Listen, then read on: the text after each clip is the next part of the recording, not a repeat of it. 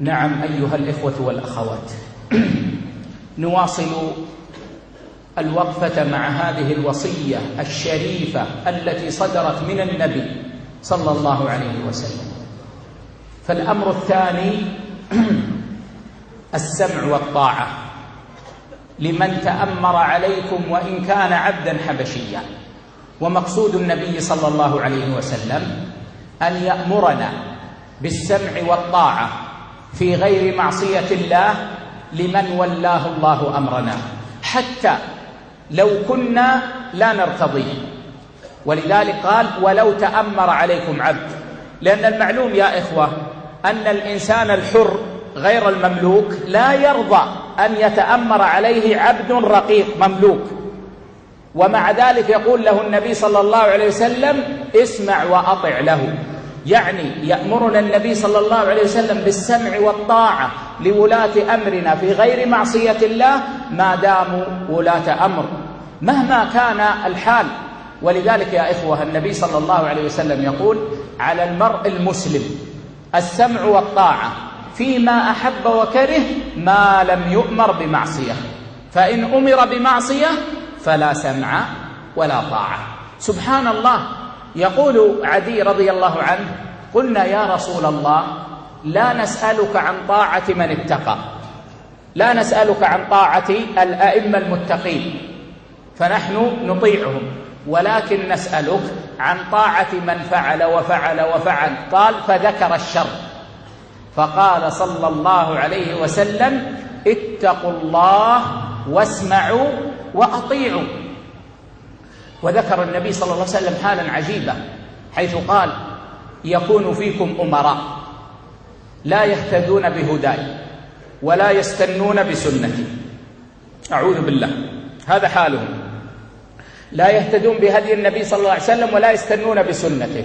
يقوم فيهم رجال، هذه البطانة، قلوبهم قلوب الشياطين في جثمان إنس، يعني أنهم يأمرون بالشر.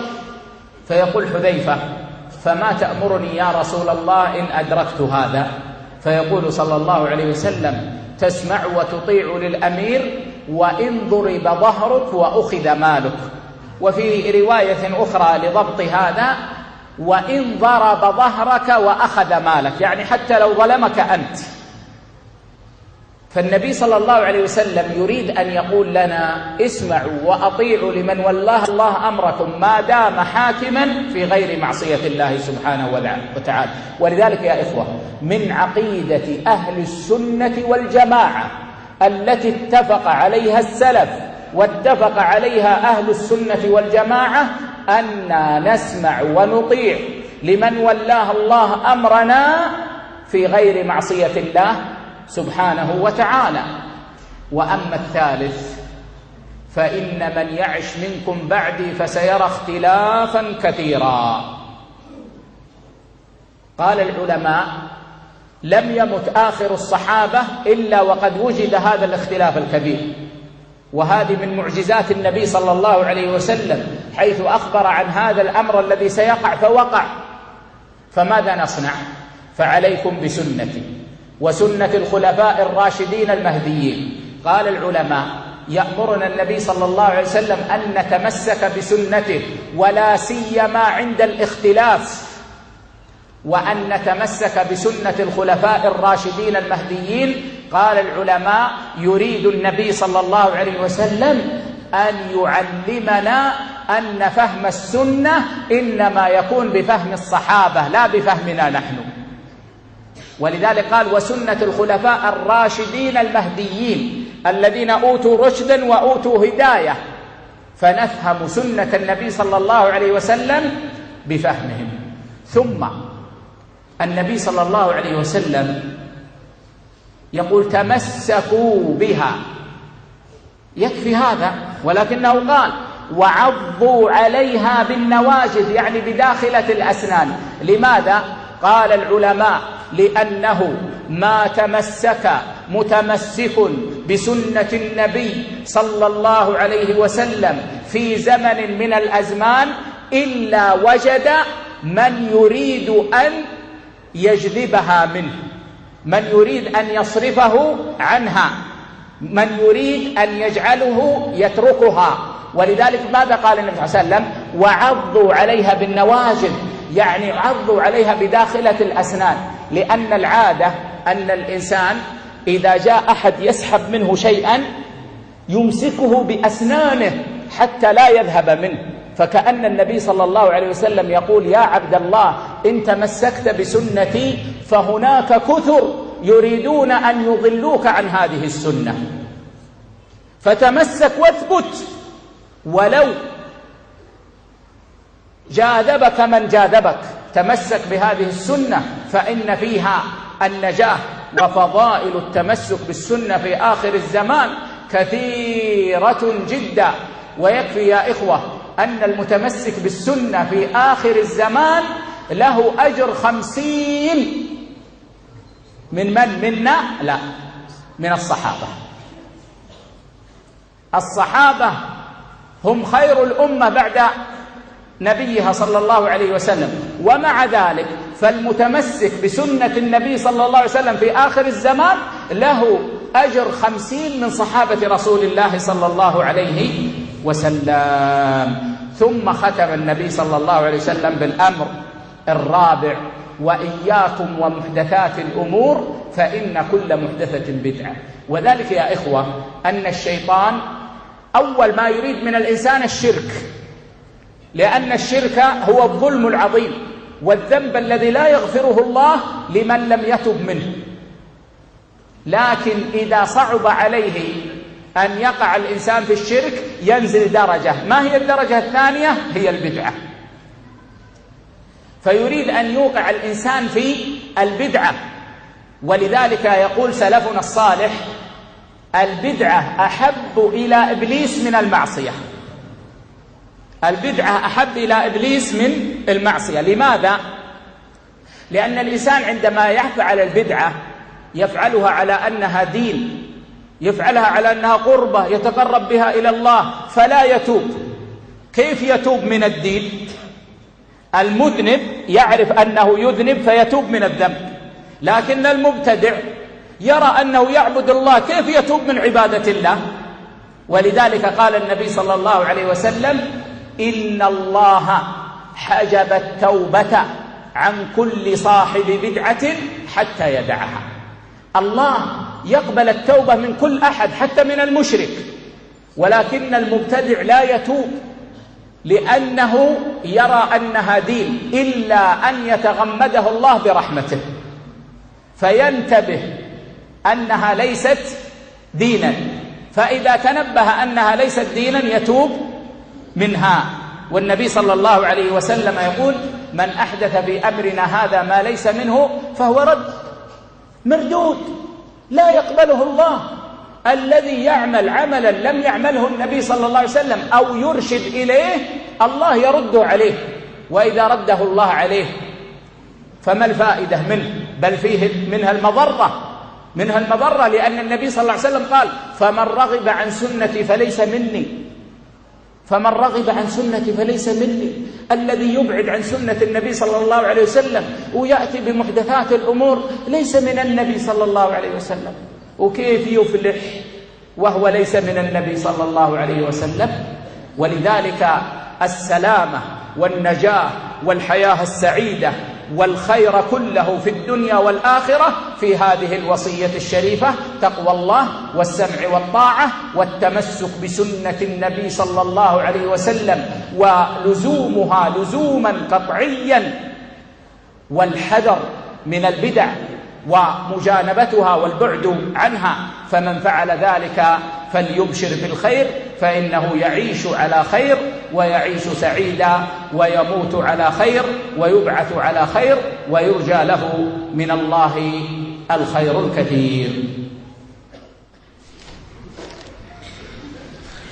Kemudian beliau hafizahullah ta'ala menyebutkan, namun sebelumnya saya tambahkan sedikit tadi terjemahan tadi kurang, yaitu tadi disebutkan tentang orang yang paling sedikit takwanya kepada Allah Subhanahu wa taala. Lantas bagaimanakah orang lebih banyak takwanya kepada Allah? Dan dibawakan hadis Nabi sallallahu alaihi wasallam, yaitu Allah siapkan bagi hamba-hamba yang saleh dalam surga, yaitu sesuatu yang tidak pernah dilihat oleh mata, kemudian tidak pernah didengar oleh telinga, kemudian tidak pernah terbayang di hati manusia. Kemudian beliau mengatakan wasiat yang kedua, yaitu mendengar dan mentaati orang-orang yang memimpin kita, meskipun dia seorang budak Ethiopia yang hitam. Maksud Nabi SAW dari hadis ini adalah bahwa orang-orang yang memimpin kita, sekalipun dia orang yang kita tidak ridhai, kita wajib mendengar dan mentaatinya. Kita mengetahui para ikhwan, manusia yang merdeka tidak ridha dan tidak sudi dipimpin oleh seorang budak. Tapi meskipun demikian, ketika dia menjabat atau naik menjadi pemimpin dan penguasa, Nabi SAW memerintahkan kita untuk taat kepadanya bagaimanapun keadaannya. Oleh karena itu Nabi SAW menyebutkan dalam sabdanya, kewajiban seorang muslim mendengar dan mentaati dalam hal yang dia sukai maupun dalam hal yang ia ada benci, selama dia tidak memerintahkan kepada kemaksiatan. Ali bin Abi Thalib radhiyallahu anhu mengatakan, "Ya Rasulullah, kami tidak bertanya kepada engkau tentang pemimpin-pemimpin yang bertakwa atau pemimpin-pemimpin yang taat, tetapi kami bertanya kepada engkau ya Rasulullah yang berbuat begini dan begitu, yang berbuat kejahatan dan keburukan." Maka apa disabdakan oleh Nabi sallallahu alaihi wasallam, itu bertakwalah kalian kepada Allah Subhanahu wa taala, dengar dan taati. Tetap kita mentaati selama dalam kebaikan dan bukan maksiat kepada Allah Subhanahu wa taala. Oleh karena itu Nabi sallallahu alaihi wasallam menjelaskan juga dalam hadis yang lain, kalian akan dipimpin oleh penguasa-penguasa, petunjuknya bukan petunjukku, dan caranya bukan dengan caraku. Dan dia akan memiliki pembantu-pembantu, hatinya hati syaitan, namun berbadan manusia. Maka oleh karena itu dikatakan oleh Nabi sallallahu alaihi wasallam ketika ditanya, bagaimana kita ya Rasulullah, wal Hudzaifah radhiyallahu anhu, sikap kita apabila terjadi seperti itu? Petunjuknya bukan petunjuk Nabi, caranya bukan cara Nabi, kemudian kawan-kawannya, pembantu-pembantunya, menteri-menterinya orang-orang yang jahat. Maka Nabi SAW katakan, dengar dan taati meskipun punggungmu dipukul dan hartamu diambil. Meskipun dia memukul punggung atau memukul badan kita dan mengambil harta kita, bahkan dalam riwayat lain wa in daraba dhahrak, meskipun punggungmu dipukul. Ini langsung Nabi SAW mengisyaratkan kepada kita langsung. Selama dia menjadi amir, maka tetap kita mendengar dan mentaati dalam kebaikan. Oleh karena itu di antara akidah Ahlus Sunnah wal Jamaah dan disepakati oleh para salafus salih radhiyallahu anhum ajma'in, kita mendengar dan mentaati penguasa dalam kebaikan dan bukan dalam kemaksiatan. Oleh karena itu Nabi, kemudian hadis berikutnya atau wasiat berikutnya yang terdapat dalam hadis ini, Nabi SAW katakan, sesungguhnya orang-orang yang hidup setelahku akan melihat banyak perselisihan. Tidaklah meninggal akhir sahabat atau sahabat Nabi SAW seluruhnya, melainkan telah muncul perbedaan dan perselisihan. Ini diantara mukjizat Nabi SAW. Nabi beritakan sebelum terjadinya. Kemudian apa yang kita perbuat di saat terjadi seperti itu? Maka kita berpegang teguh dengan sunnah Rasulullah SAW dan sunnah para khulafa ar-rasyidin al-mahdiin yang lurus dan diberi dan terpimpin, diberi petunjuk oleh Allah Subhanahu wa taala. Disebutkan oleh para ulama kita, berpegang teguh dengan sunnah Nabi SAW harus dengan pemahamannya para khulafa, harus dengan pemahamannya para salafus saleh ridwanullahu anhum ajma'in, bukan dengan pemahaman kita. Kemudian Nabi SAW menjelaskan, tamassaku biha wa 'addu 'alaiha bin nawajid. Pegang teguhlah sunnah itu dan gigitlah dia dengan gigi geraham kalian. Gigi geraham artinya apa? Kita gigit dengan sekuatnya. Karena apa? tidaklah datang seorang yang memegang teguh sunnah Nabi sallallahu alaihi wasallam di suatu masa, di suatu waktu, di suatu zaman, melainkan akan ada orang-orang yang ingin mencabut sunnah itu dari dia. Akan ada orang-orang yang memalingkan sunnah itu dari dirinya. Akan ada orang-orang yang menghendaki kita meninggalkan sunnah tersebut. Maka oleh karena itu Nabi sallallahu alaihi wasallam memberi isyarat di sini, gigitlah dia dengan gigi geraham kalian. Yaitu kita melihat sekiranya ada orang ingin merebut kita sesuatu, maka kita dari mulut kita atau menarik sesuatu dari mulut kita, kita akan memasukkannya ke gigi kita yang lebih kuat. Inilah kinayah ya, dan kata sindiran atau peringatan dari Nabi sallallahu alaihi wasallam agar kita memegang teguh sunnah dengan sekuatnya. Kemudian keutamaan memegang teguh sunnah Nabi sallallahu alaihi wasallam sangat banyak, terutama di akhir zaman.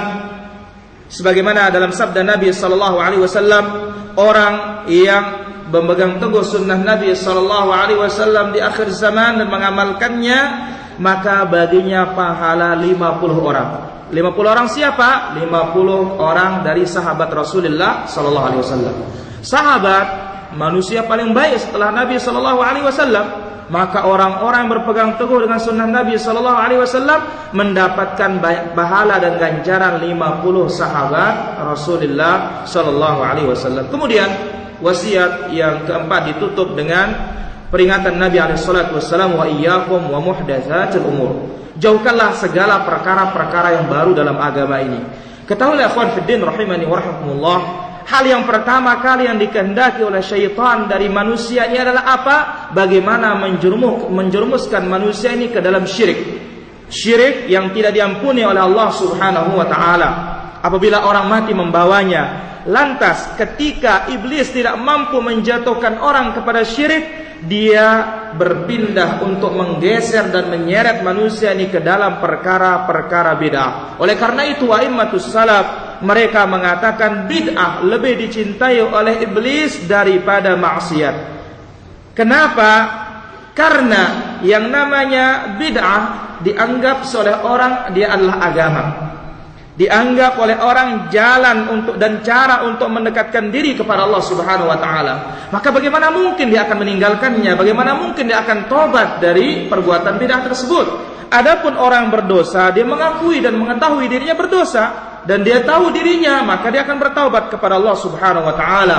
Oleh karena itu Nabi sallallahu alaihi wasallam bersabda, sesungguhnya Allah Subhanahu wa taala menahan dan menghalangi taubat seorang berbuat bid'ah sampai dia meninggalkan bid'ahnya. Ikhwan fiddin rahimani wa rahimakumullah. Oleh karena itu, selama orang menganggap bid'ah itu sebagai agama, tidak mungkin akan dia meninggalkannya. Maka kapan dia menganggap bid'ah itu bukan agama, maka di sanalah dia akan meninggalkan bid'ah tersebut. Karena kita mengetahui bid'ah adalah suatu yang baru, bukan bagian dari agama. Oleh karena itu Nabi sallallahu alaihi wasallam bersabda, "Man ahdatsa fi amrina hadza ma laysa minhu fa huwa raddun." Barang siapa yang mengada-ada dalam urusan kami yaitu agama ini, ma laysa minhu, bukan dari perintah Nabi sallallahu alaihi wasallam, maka ditolak oleh Allah Subhanahu wa taala. Oleh karena itu, ya, orang yang di atas bid'ah amalnya ditolak oleh Allah Subhanahu wa taala, dan di sini ada mudarat besar sebagaimana juga dikatakan oleh Nabi sallallahu alaihi wasallam, "Faman raghiba an sunnati falaysa minni." Barang siapa yang menolak dan tidak suka terhadap sunnahku, maka dia bukan termasuk golonganku. Maka orang-orang yang beribadah kepada Allah Subhanahu wa taala dengan bid'ah, bukan dengan sunnah, maka dia telah mendatangkan perkara yang baru. Bagaimana dia mendapatkan keberuntungan dari Allah Subhanahu wa taala sementara amalannya bukan dari Nabi sallallahu alaihi wasallam. Kita berdoa kepada Allah Subhanahu wa taala agar kita diberikan keselamatan dan kita selamat dari segala perkara bid'ah dan diberikan oleh Allah Subhanahu wa taala kebaikan di dunia maupun di akhirat. Tentu dalam wasiat inilah dia terkumpul kebaikan dunia akhirat tersebut. Oleh karena itu, istiqamahlah, tetaplah, konsistenlah di atas petunjuk Rasulullah SAW. Waspadalah dari segala macam perkara bid'ah karena di dalamnya keburukan-keburukan, dan dengan menghindarinya kita mendapatkan kebaikan. Dan mudah-mudahan Allah Subhanahu wa taala mematikan kita di atas sunnah dan menghidupkan kita dalam kebahagiaan. Dan kita berdoa kepada Allah Subhanahu wa taala agar Allah Subhanahu wa taala senantiasa memberikan kita kebahagiaan dunia dan akhiratnya. Wallahu taala.